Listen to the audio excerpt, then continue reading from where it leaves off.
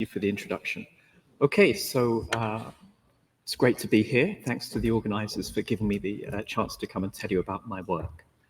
So today I'm going to talk about how AI is really transforming the kind of science that I've been working on. My talk is divided into 4 sections, and so I'm going to start telling you about my personal scientific goal. So I think of myself as a scientific stamp collector. And stamp collections in science are very important, like the periodic table of the elements. They allow us to organize data, synthesize new ideas, and make hypotheses that we can go and test.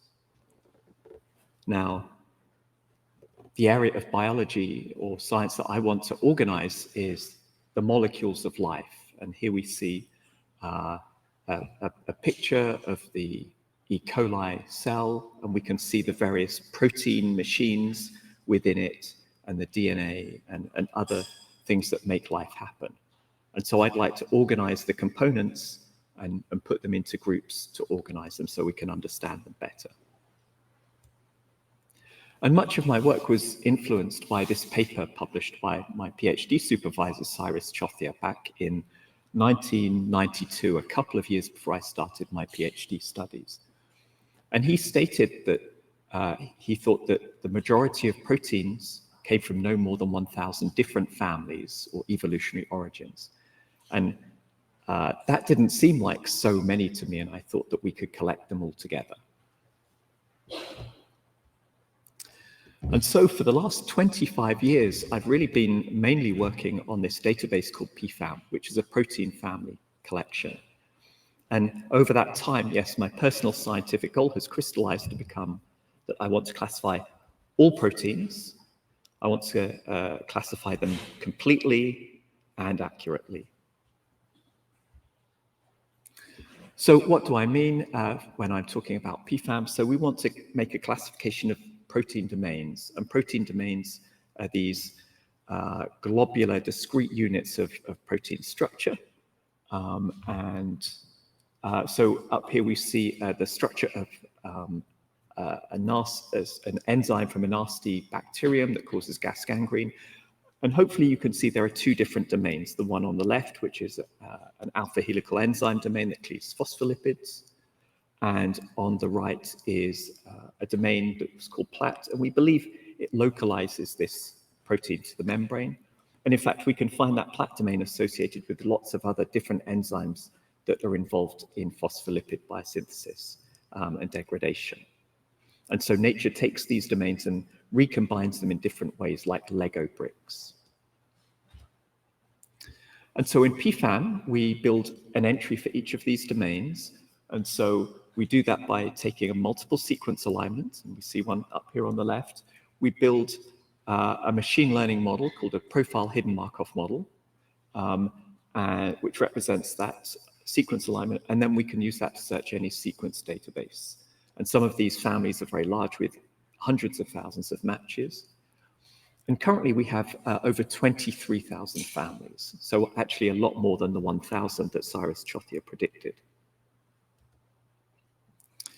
Okay, so in the next part, I want to talk about AlphaFold. And this is really the stuff of my dreams. Life hasn't been the same for me since this was released. So essentially overnight, the protein folding problem became solved. And so it was like switching on the lights, where before in PFAM, we were fumbling around in the dark, looking at sequences, trying to work out where the domains are. Suddenly we could just see. And so here's a family that I built back in 2004. It looks very nice. We knew it was a plant family involved in stress response. Then an AlphaFold model is delivered, and suddenly we can see, oh, there are 3 domains in this protein. So we can go immediately and split it up into 3 and make 3 new entries. And then AlphaFold 3 arrives, and suddenly we can start to make further predictions. So one of the interesting observations for this family was that the N-terminal domain, domain 1, looks like a DNA binding transcription factor domain from the Runt family. And so, yes, we can make an AlphaFold model and see that DNA is bound between the domains 1 and 2 and make predictions. So I'm really excited about the future of using AlphaFold 3, and I think we can hopefully really begin to understand the function of proteins better. So I have a very short story about this. So here's a family of uncharacterized proteins, and it looked like a DNA binding domain.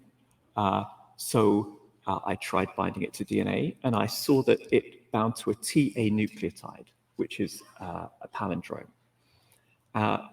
I wanted to see if I could work out the whole DNA specificity, but there are many options, too many options to test. But actually, I realized we could work one nucleotide at a time. So I could just take the next nucleotide next to the C at TA and try all 4 options. And we see that the bottom one is by far the best model. And then we can move to the next position. And then we find that so GCT, AGC, is by far the best model. And the AlphaFold model looks very confident now. These proteins, by looking at the string network, we could see were involved in restriction modification systems, which methylate DNA. So then I tried to use modifications of the DNA to methylate it, and suddenly we get an awesomely confident model. So I think we can use AlphaFold to actually predict much further into the function of proteins.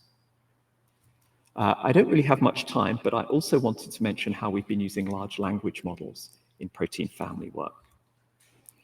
And so here is an example of this is Interpro. It's very much like PFAM, where we write annotation for each of these families to tell biologists what the function is. And these take a long time. You have to go and read papers. It's real work. It takes a lot of time. So what we've been doing is, can we use ChatGPT to summarize information?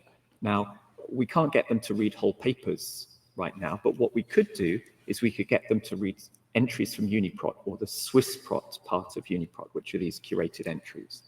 And so for a particular family, we could take the SwissProt entries, extract information, and ask ChatGPT to summarize it, and then we get this summary on the right-hand side. And actually, we have now incorporated many thousands of these summaries into Interpro, and they're all labeled as AI generated, so that you know that this has been done by a machine, not a person. So this is really speeding up how we can do this. Okay, my final section is just a bit of fun, really. And I asked the question, well, is AI going to take over the world? What's going to happen? So I'm gazing into my crystal ball and trying to think about the future. So at the moment, we're really in this region where we have artificial narrow intelligence.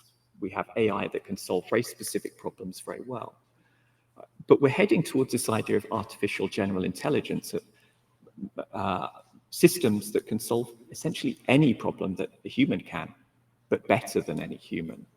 And then there's this sort of more mystical science fiction state of artificial superintelligence, where the machines just are so clever they can redesign themselves and far exceed our intelligence. So that's really the stuff of science fiction, or is it?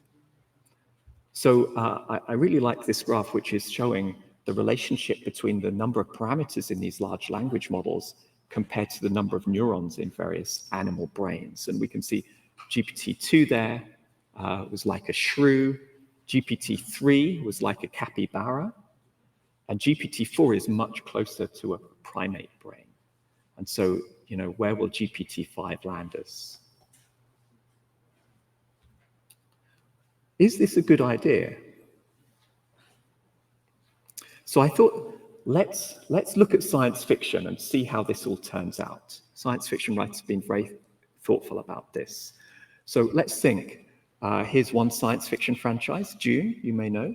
So in this science fiction, the humans beat the AIs and the robots in something called the Butlerian Jihad, which will happen before the Dune movie. So humans, that's one to the humans, 0 to the robots.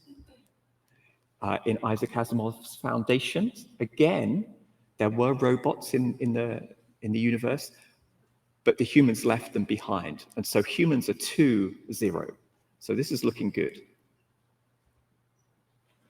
Then we get to Terminator. Things are not looking so good. I think that's one to the robots AI. And then the last one I want to bring up is the matrix. And there, I think, again, the robots win there, the artificial intelligence. So I think we're about 2-2 And so depending on how you think about this, there are certain people who are very optimistic about how AI will work out, and some people are very pessimistic. But based on this small sample of science fiction, then I've calculated the probability of humanity's doom is equal to 0.5.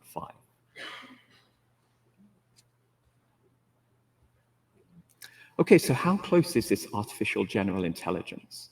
And so let's turn to some well-known figures in the field. So Demis Hassabis, the CEO of Google DeepMind, so he said progress in the last few years has been pretty incredible, and maybe doesn't see any sign of it slowing down. So he thinks it could be just a few years, maybe a decade away. This other person, love him or hate him, so he says he thinks it's maybe next year, maybe within 2 years. So I don't know who to believe, but it's probably coming quite soon. So let's wrap things up. So we're entering really a new golden age for bioinformatics. I think many things are changing.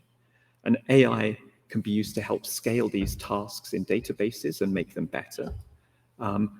We can use ChatGPT to extract information from the literature and summarize it, but it's still far from perfect. And I think it's extremely difficult to predict what's coming next, but it's really likely to transform everything that we can do.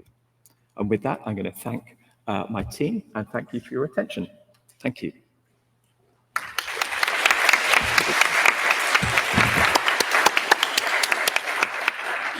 Thank you for your nice talk. Is there any question? I'm sorry. There is only one microphone at the front. Please come to the front and ask your questions using the microphone. Please. Hi, thank you for nice talk. I'm interested in writing annotation using ChatGPT or like that.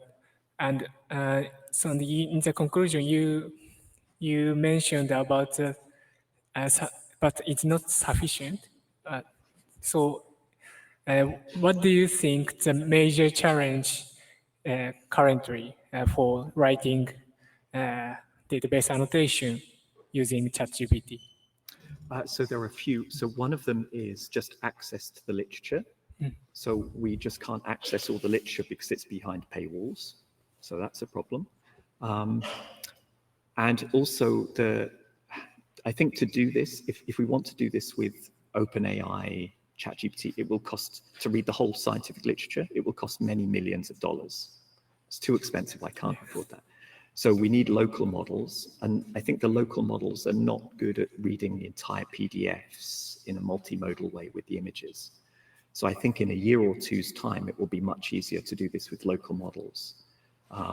So I think, 2 years' time, we can read the literature, read everything, and solve many of these problems. Thank you.